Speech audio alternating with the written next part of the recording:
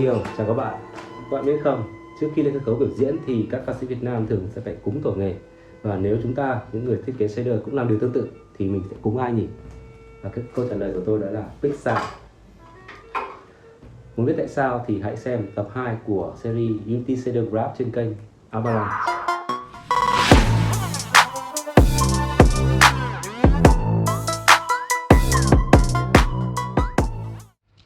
Tổ nghề là một người rất có ảnh hưởng đến một lĩnh vực tại một khu vực nào đó và thường thì sẽ là người đầu tiên.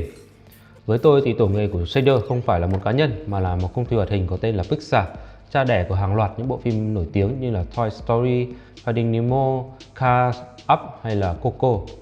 Thực tế thì thuật ngữ shader xuất phát từ phần mềm RenderMan của Pixar, phát hành vào tháng 5 năm 1988. Cách mà một công ty hoạt hình như Pixar sử dụng shader đã ảnh hưởng lớn đến toàn thế giới, tới mức mà các máy tính cá nhân cũng bắt đầu hỗ trợ shader, khiến cho shader không còn là độc quyền của phần mềm RenderMan nữa. Thế nhưng đó đã là câu chuyện xảy ra cách đây hơn 40 năm rồi. Tới ngày nay thì shader đã đạt được rất nhiều bước phát triển vượt bậc, nhưng mà nó vẫn có phần xa lạ và khó tiếp cận đối với số đông. Sao lại thế nhỉ?